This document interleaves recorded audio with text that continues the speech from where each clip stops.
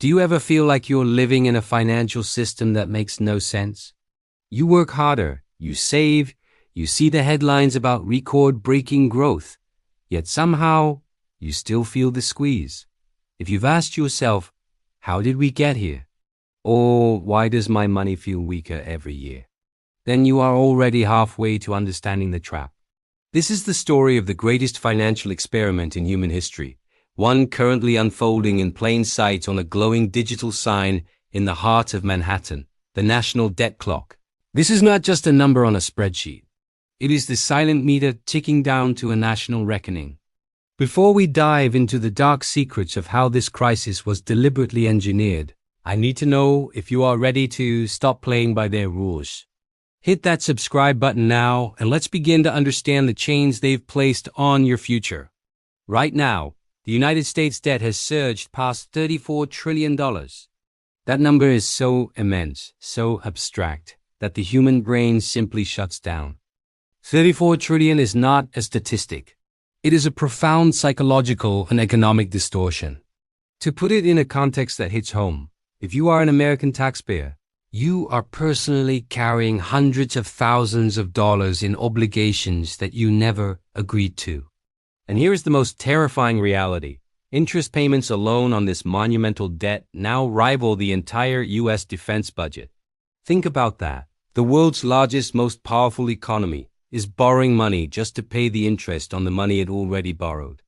This is the definition of a debt spiral, and it's happening not in a failing republic overseas, but at the anchor of the global financial system. The consequences are not waiting for a hypothetical crisis.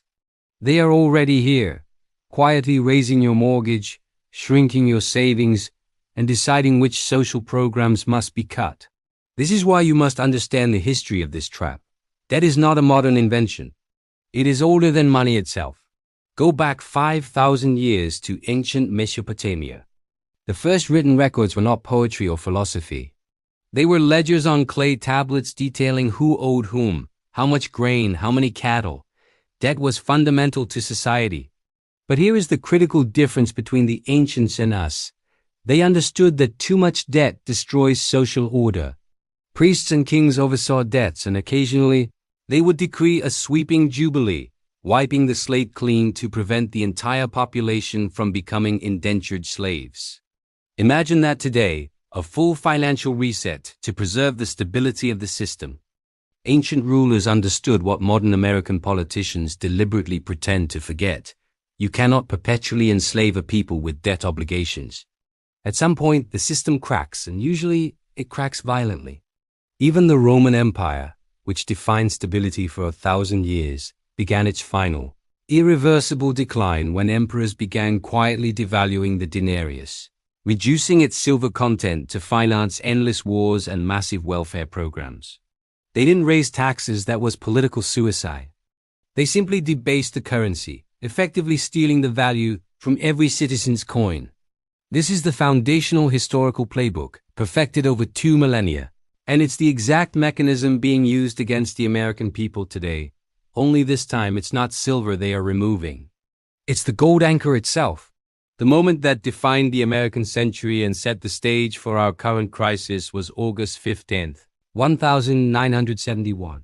With the costs of the Vietnam War and the Great Society programs exploding, and foreign governments rightly demanding gold in exchange for their increasingly worthless paper dollars, President Richard Nixon unilaterally ended the dollar's convertibility to gold. The Bretton Woods system was dead.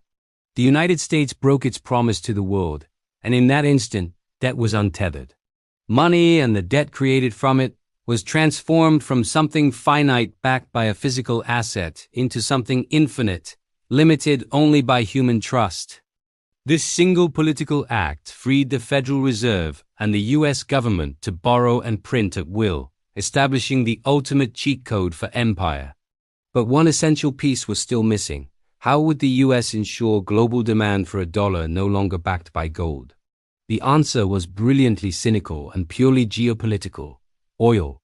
Richard Nixon and Henry Kissinger struck a secret deal with Saudi Arabia, promising military protection in exchange for a simple agreement. Saudi oil would only be priced and sold in US dollars. Every barrel of oil bought by every nation on earth, Japan, Germany, China, had to first buy US dollars to pay the Saudis. This created the petrodollar system.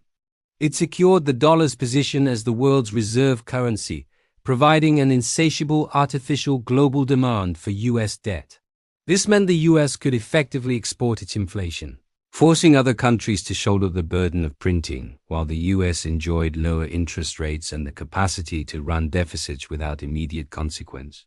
This system created the ultimate illusion of stability, a golden age of seemingly free money that lasted for decades, fueled by an endless cycle of borrowing. This freedom allowed both political parties to abandon any pretense of fiscal discipline. The Reagan administration used massive debt increases to fund defense spending that would eventually collapse the Soviet Union, justified as a necessary evil.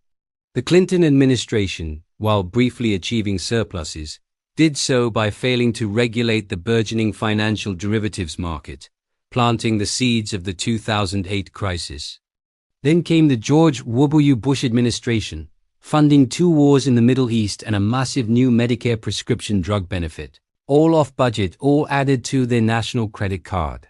The political rule had become simple: win elections by spending now and letting future generations pay the bill. This bipartisan embrace of debt, Republicans spending on defense and tax cuts for the wealthy, Democrats spending on domestic programs, created an economic model where massive debt became the essential prerequisite for political success. For the American people, this era of debt-fueled prosperity was the Great Moderation, a period of low inflation and steady growth that concealed the catastrophic, ticking time bomb underneath, a bomb manufactured in 1971 and silently armed by every Congress since. The debt clock wasn't just counting the money. It was counting the promises that could never be kept. The true architecture of the rigged system was revealed in 2008. The financial crisis was not just a housing bubble. It was a pyramid of leverage, a mountain of debt layered upon debt. Mortgages were packaged into complex securities, sold to investors globally, and insured with derivatives, all amplified by leverage ratios of 30-to-1 or more. When the single corner of subprime mortgages crumbled, the entire global structure shook. The fallout destroyed massive banks, wiped out millions of American pensions, and forced the US government to intervene with trillions in taxpayer-funded bailouts.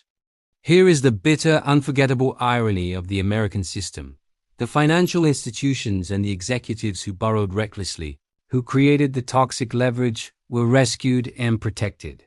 Meanwhile, ordinary citizens, the American working class, were left with mass unemployment, devastating foreclosures, and years of stagnant wage growth.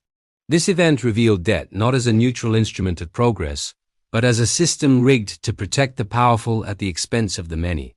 Since that monumental transfer of wealth, the national debt has become unmanageable. The United States stands at the epicenter of this financial experiment, adding trillions every year with barely a pause for political debate. But the trap isn't just financial, it's psychological. Politicians love debt because it buys them time and votes. Raising taxes engages voters. Cutting popular spending engages even more. Borrowing, however, seems painless. It just pushes the bill onto future generations. The illusion works perfectly until the burden suddenly becomes visible and crushing. When the Federal Reserve finally raised rates to fight post-pandemic inflation, the cost of servicing the U.S. national debt surged. Homeowners faced significantly higher mortgage payments, and the entire U.S. government was placed on an expensive treadmill. Debt is a sleeping predator. It is harmless only while it rests, but deadly the moment it awakens. The great lie of modern American finance is that debt is free, infinite, and safe. This lie is sold to us every day. Students are told to take on tens of thousands of dollars in loans for degrees that offer no guaranteed return. Families are told to stretch for homes they can barely afford. And you are told that federal deficits don't matter because the Federal Reserve can print unlimited currency. History screams the opposite. Every time this lie has been accepted, from the Roman emperors debasing the silver content of their coins to the hyperinflation of the Weimar Republic, the outcome is always the same. The middle class and the poor pay the hidden cost. We must confront this lie and prepare for the reckoning that history proves is inevitable. When a nation's debt piles up beyond reason, as it indisputably has in America, the repayment becomes mathematically impossible. History offers only 3 escape routes, and none of them are painless. They are all forms of breaking a promise: austerity, default, or inflation. Austerity, crushing tax hikes and immediate, deep cuts to Social Security and Medicare, is politically and socially explosive. Default, refusing to pay the debt, is an economic nuclear bomb that would destroy the dollar's reserve status overnight. That leaves the third, historically preferred path, inflated away. This is the silent, sophisticated tax used by governments throughout history. By creating vast amounts of new money, the government silently reduces the real value of what is owed. Your wages and savings shrink in real terms, but so does the government's $34 trillion obligation. This is why central banks, despite their public statements, desperately need inflation. It is the ultimate non-legislated tax on the American public, and it is the cost you are already paying. The American debt clock is exploding. The numbers are moving faster than any government can track. The lesson of history is that this cycle always ends with a reckoning. The system will keep repeating the same tricks because they work, exploiting the public's belief that money is real just because it is printed and that the system is stable just because the authorities say so. The ultimate financial freedom is the knowledge that cuts through these lies.